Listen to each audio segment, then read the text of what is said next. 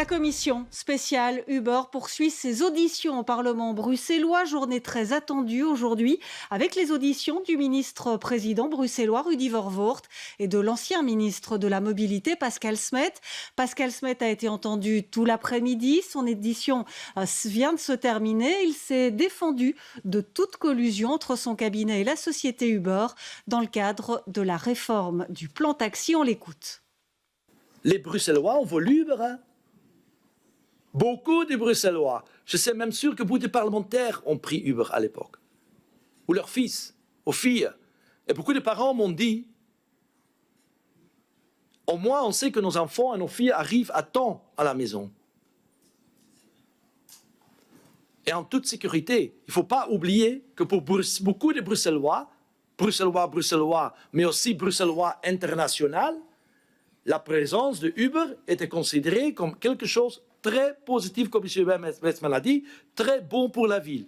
En ce qui concerne les prétendus conflits d'intérêts, j'attends toujours un moment, un incident ou un événement où des situations problématiques se sont présentées. Et on va retrouver en direct du Parlement bruxellois Anaïs Corbin. Vous suivez pour nous la commission Uber. Après Pascal Smet, c'est au tour du ministre-président bruxellois Rudy Verwoerd d'être entendu. Oui, effectivement, Valérie. Donc, la séance de questions-réponses pour Pascal Smet s'est clôturée il y a environ une demi-heure. C'est au tour donc du ministre-président Rudy Verwoerd d'être auditionné. Le socialiste a toujours nié toute relation personnelle avec des représentants d'Uber ou de taxi parce que c'est un peu ce qui lui est reproché aujourd'hui. Quant à l'ex-ministre bruxellois de la mobilité, Pascal Smet, il a très longuement contesté durant presque 3h30 toute forme de compromisation avec la multinationale Uber durant son mandat et l'élaboration de son projet de réforme de l'ordonnance taxi devant la commission spéciale. L'ex-ministre n'est pas venu non plus les mains vides. Il a remis aux députés une farde de près de 430 pages de documents pour étayer son attitude tout au long du processus d'élaboration de son projet de réforme de l'ordonnance taxi. Dans les chiffres, Pascal Smet a indiqué que 254 réunions ou contacts ont eu lieu. Parmi elles, 76 concernaient le secteur dit LVC, soit environ 30%. Dans cette catégorie, moins de la moitié de ces contacts concernaient des représentants de Uber.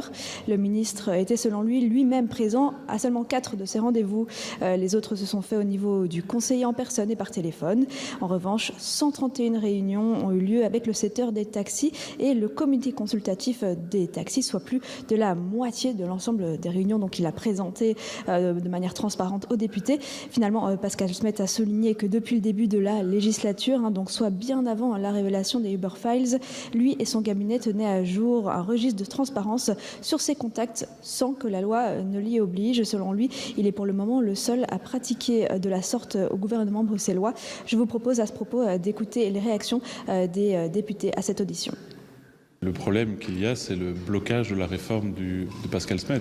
Et ce blocage s'est fait de la part du Parti socialiste, un Parti socialiste pour lequel une partie du secteur de taxi a appelé à voter, puis un ministre-président qui a voulu prendre cette compétence, puis une réforme qui a tardé, puis de nouveau des blocages du Parti socialiste. Et donc on voit bien que cette commission spéciale, petit à petit, on passe d'une commission Uber File, on a une commission PS File, où on se demande effectivement les liens étroits entre le Parti socialiste et toute une série d'acteurs dans le taxi, qui a fait en sorte que ce dossier a été bloqué pendant de longues années au détriment de l'intégralité des acteurs. Pascal Smet l'a bien dit, 95% de la réforme qu'il proposait il y a 5 ans, c'est la même réforme qu'aujourd'hui. Est-ce que ça valait la peine d'attendre autant de temps et de mettre en danger tout un secteur, de mettre des clients dans des difficultés, de mettre des acteurs taxi et LVC dans de telles difficultés? Moi, je pense que non. Je trouve ça même encore pire parce qu'il dit même qu'il n'avait même pas besoin de lobbying, qu'il était déjà convaincu. On est là en présence d'une multinationale qui a vraiment eu des pratiques hyper agressives pour s'imposer. Donc M. Magan a rappelé 10 milliards de fonds pour pouvoir payer des avocats, etc., à inciter des chauffeurs à rouler illégalement pour pouvoir s'imposer au final.